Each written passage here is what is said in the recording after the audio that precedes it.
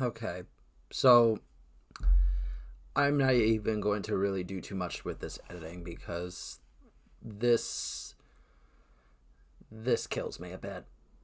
And look, I know recently I've been extremely negative on a lot of my videos over the past basically month leading into this ban list and just the announcements that they were going to come with this English presentation, but instead of feeling hopeful going into this year, I feel, for a lack of better definition, just disappointed. And this is coming from someone who's been playing the game for a very long time, since 2013. I've played through V, I played through Overdress, and there's a lot about Standard that I currently like, and there's a lot that I really dislike. To a point where Premium is my primary format, and so I'm going to be going at this a bit more calm than I normally would be. Um, and I'm gonna just give you guys my take on everything that they revealed, and you guys are free to tell me what you think in the comment section. So the ban list was basically non-existent. We had complained. We expressed mostly our concern with the current state of both standard and premium, given the fact that, at least in standard, there was really no realistic need to hit both Shododoji and Shiranui. I think Shiranui is a little more justified, just because the restanding is a little annoying at times, especially when you combine that with Dominate. So I think the fact that they did kind of copy paste from JP was fine, but Sojodoji, since pretty much set 5, hasn't really done too much. And to be honest, this kind of comes in a bit too late. Which kind of leads me to my major first point, is that, like, say what you will about what they did here, I'm not the biggest fan of it. I think that there are some cards that are just way too freaking powerful, like Saragon, that should be kind of restricted in terms of which decks they could be thrown into in standard, and yet, yeah, because like they have a new double rare, I think, for Rizal that's coming out. That's basically irrelevant because Saragon exists. Like, what's the point of investing into this new card pool when Saragon just does everything and better? And so you would think that they would hit certain cards like that, right? To make not only it more interesting in terms of deck building and just the health of the format, but also make it so that way people aren't just wasting their money on useless cards at that point, and actually get more enticed to actually buy new product. Really, I think that's really the big thing that I think, if nothing else, if Bushiroad is hearing this for some reason, that's my take when it comes to standard, and that's before we even talk about the promo issue, which I'll get to later in this video. But as of terms of premium, just to kind of transition away from standard at this point, I think Greydora should have probably been hit to 1. I know it's harsh to say, but like, if you're gonna keep such a powerful floodgate like Greydora in the meta game, like, I think restricting it to 2 does nothing. Because really, a lot of times in most games, Greydora, all you need is 2 of her, and that's usually enough, right? True, now you don't get to stride her a 3rd or 4th time, potentially, depending on how long the game goes, but I think in most cases, by the time they consider going into Greydora for a 3rd time, they're already looking into their other options at that point, or just other ways to close out the game. So I just don't see a world where this is really going to be that impactful. I think Shiranui is a much bigger problem in this format, just simply because of just the wide toolboxy nature of what it's capable of. Especially when you combine that with the Shiranui crest, which means that the power gains and everything that you expect from standard get amped to a whole nother level in conjunction to the hand ripping and guard restrict. So, like I stated in past videos, I do think that Shuini should have gotten hit. And then kind of in a similar vein, Granblue as well. I know the new deck set's coming out, or it came out, but at the same time, I do think that, stopping certain aspects of the deck, of being able to recur PGs for basically nothing, or heals, or whatever the heck you would decide to, with like the Negra Lily plus Beatrice plus X card combo, is kind of ridiculous and is kind of unnecessary. And, I've talked about it before, plenty of times before on this channel, just some of the things that you could possibly consider doing to make the health of the game a lot more manageable. And so if you haven't gone and watched those videos for whatever reason, I strongly recommend you do so, because a lot of what holds, I think I pretty much got it right on the money with a lot of that stuff, as in terms of what people are most frustrated with in the format. But I think really this comes down to the whole point of, we need a much better banlist cycle. I think we need banlists to be more frequent and more based off of what's currently in the meta and what's doing well, and not just carbon copy pasting from JP, which, to their credit, they could have just said nothing to premium and just moved on. But in general, I think this was at least something, but it's not enough, honestly. So that is unfortunate. And so a lot of you are probably wondering where I'm getting with this, and I think this is mostly because they are trying to axe off premium, and it is mostly because of this. They announced Bushiroad Summerfest, but if you expected that they were going to also have premium events there, I keep hearing conflicting reports on this in terms of what, and right now, as the time of this recording, the website keeps crashing, so I can't actually look into it a bit further than I currently am willing to put the time into.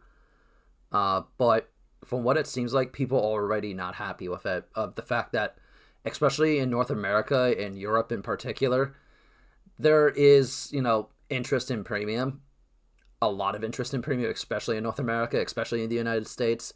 And so when you introduce a new tournament cycle for the entire summer, and then it's like, yeah, no, we're just not going to give you a whole lot of premium events, if any, that's really terrible and just not a good look.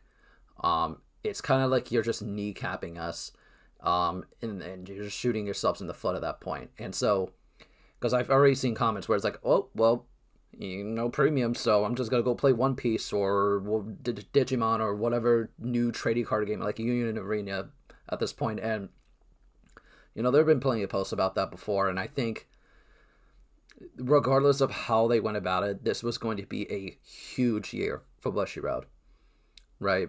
As a company, for Vanguard in general, and how that actually translates into all their other IPs as well. Because if their main flagship IP is not doing well in the hearts of fans, as of terms of the major issues that kind of have been around for years, I think that really just comes to show that there isn't as much community trust in Bushiroad as much as there used to be.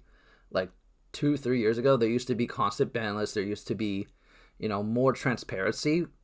And I think, I've been kind of, this might be just my take on it, but there are a few major reasons why. The first, and probably the biggest one, is that I don't know the logistics, so I can't necessarily say on anything because I don't work for Bushiroad, but I get this feeling that I've been saying for years, that there is a strong disconnect between the Japanese and English versions of the company, or the international version of the company, right?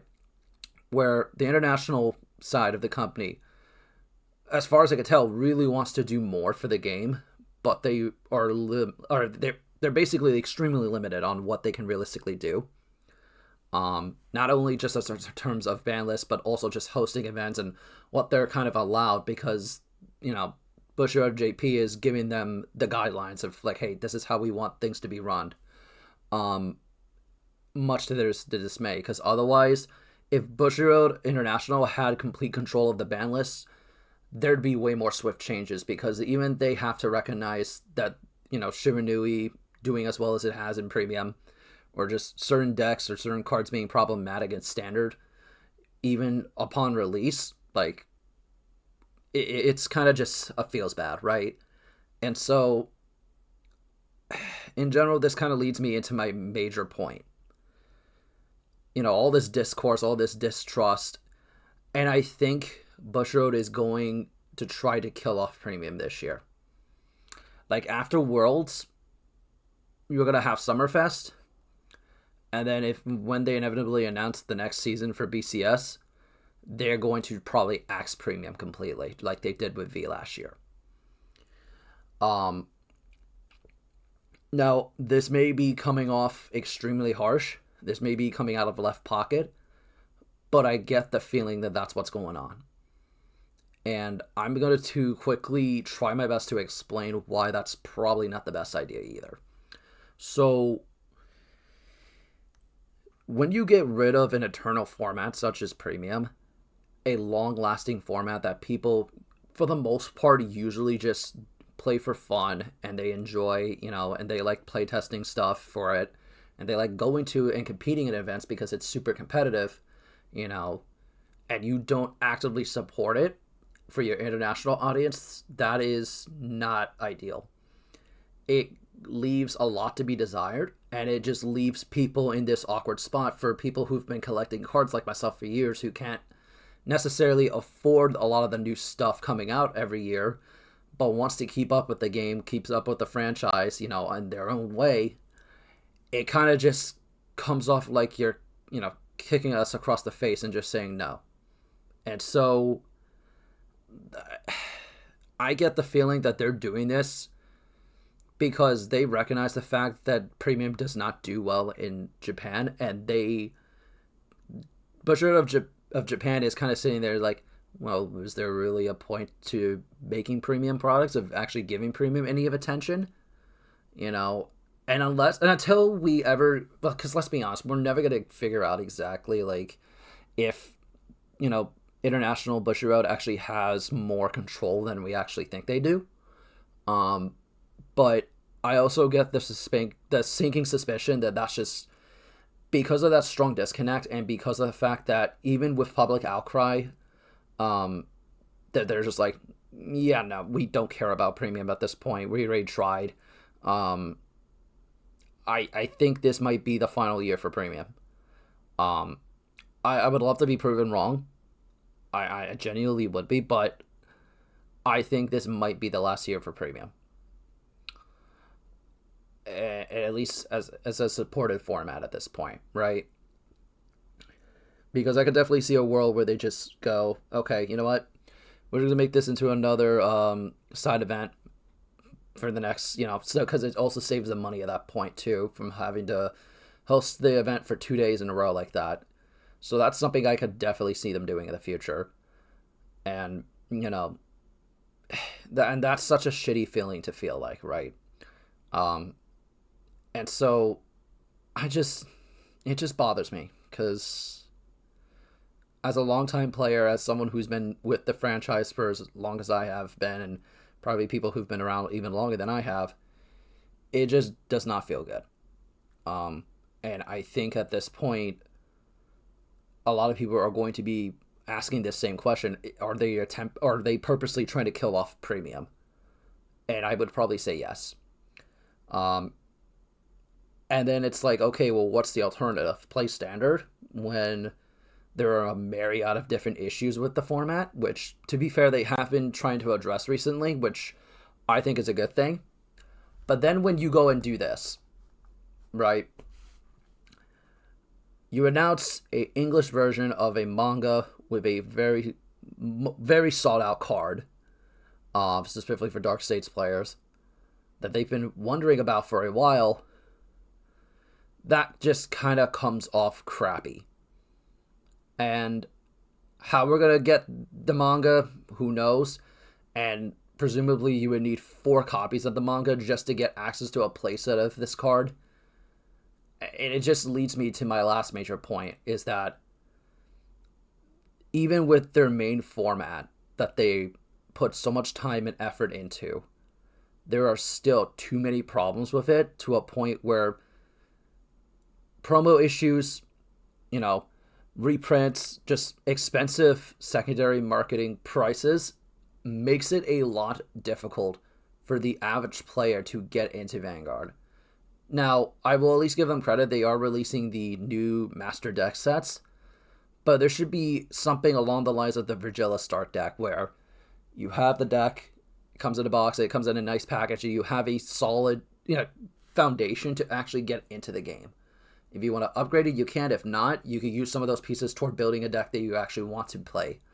And so I think there needs to be more product like that in the Western side. Because really the major thing that Bushiroad has been struggling with for some odd reason over the past year is getting new players into the game. And I think the way how they're still kind of being archaic about it and being like, okay, well, we're just going to do things our way and just not listen to people. Like, this is, I'm telling you right now, this manga is going to get bought out by scalpers, and they are going to overcharge like crazy. I guarantee you this card will be at least $50 when it inevitably releases into the West. All because you decided, hey, we're going to release this via a 1 per copy manga, and you're going to need to buy another 3 copies of the manga if you want to have access to this card. I think that's just awful. It is not a good look. Especially when your player base has been telling you for years that this has been a problem. And if it was just this, sure. But there's also a bunch of promos, very highly sought out promos that haven't even come out yet, like Blaster Billy the Vanguard, that as the time of this recording has not been announced yet to actually be released in the English side. And I think that is inexcusable at this point, right? Because you've known this problem's been around for years, and yet you are actively choosing not to do anything about it. That just leaves a sour taste in people's mouths, especially when they go and build a deck like, let's say, Vice Ruger, right, from set 7, right? And they have legit everything they want. It comes in, everything you need comes in set 7, and then literally in 2 or 3 months' time, you announce a new promo that is going to be a shop promo, which that's a whole nother can of worms too, right? With the shop promos, is that they're limited time, and if you're not able to go to a locals as consistently to actually, pick up these cards, you're not getting them. You're not getting a playset. There have been so many decks within the past few years that I've built that have had expensive promos, and it has gotten to a point where I've been price gated out of a lot of decks that I enjoyed, in standard, and I just don't see a real need to continue with them. And so it's just so devaluing. It makes me not want to invest into standard at all, despite the fact that standard has a lot going for it right now. And so I guess at the end of the day, I think what really upsets me is that I wish they would do more. And I don't see that happening anytime soon. It sucks, but I think that in general, the main points that I just want to highlight one more time is standard, even despite it being the main primary format, has a lot of issues that they need to address. Their events in general are awful in a lot of ways because it just devaluizes the long-term player base to a point where they are not even going to bother with this at this point, because usually the Spring Fest or the Summer Fest now, people just do it just for the fun of it. They don't really try to take it that seriously in most cases, unless they're really trying to really get good at the game in time for BCS, and then the restriction lists, the ban lists, it's bad when people complain about no ban list right away midway through a stream, and you guys having to come out and say, hey, hold on, in the chat, relax, the ban list is coming at the very end of the stream. Instead of, hey, You could have just said that in the very beginning of the video and had, had none of that issue to begin with. And I think a lot of people are just frustrated. I think that's what it really comes down to. I think people are frustrated with the way how the game is being managed, how it's being handled. And as a longtime player like myself, and even players who've been only into the game since, Overdress Standard has started, they're fed up. They are 100% fed up. And if you don't think that, then you are completely blind to it.